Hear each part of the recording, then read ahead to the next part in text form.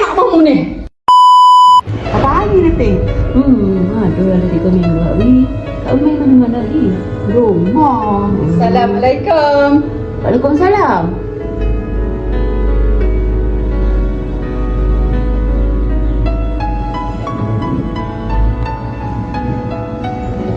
Main mana lagi? Aku main awakmu lah.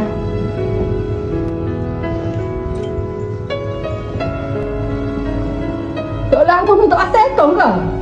Tok laki mu gimana? Abang pergi belikan lapang mak teh. Kamu tak jumpa dengan mak teh. Kain lapeng?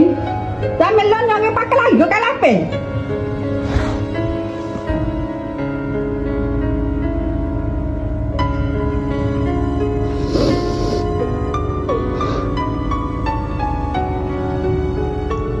Mati ke? Nak kali mari mu kita. Mati hina umur tak lelaki kita.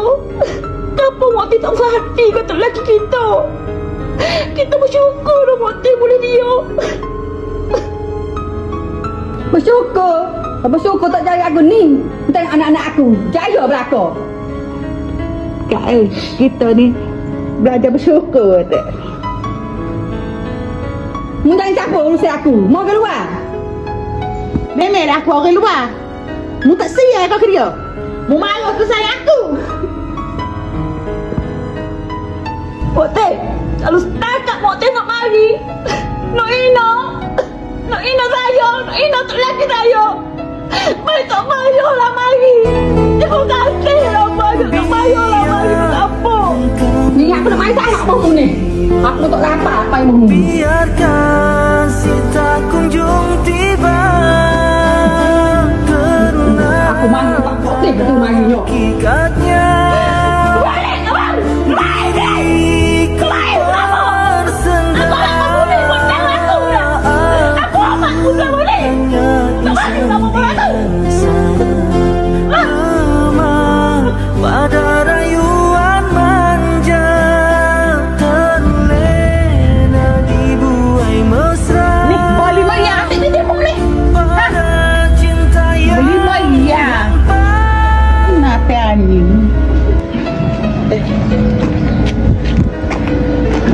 Nawak ni mu. Lu kuih hajar dengan aku. Mokte.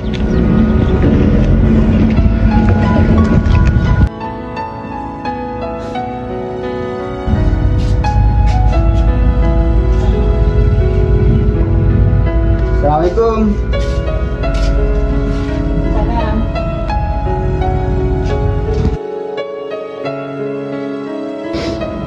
Gini ni. Ya, tak apa kak. Kita kena ada modal kita ni. Ni duit dia lah ni. Ha? Duit dia tu. Tak apa kak, biarlah. Kita minta maaf kak, malu kita ke kak. Terima kasih kak mari nawak. biar engkau menyiksa jiwa, biarkan si tak kunjung tiba, karena pada hakikatnya diriku bersendak. Aku hanya insan biasa, lemah pada rayuan manja, terlena dibuai mesra. Tapatan kami, laki, yang suka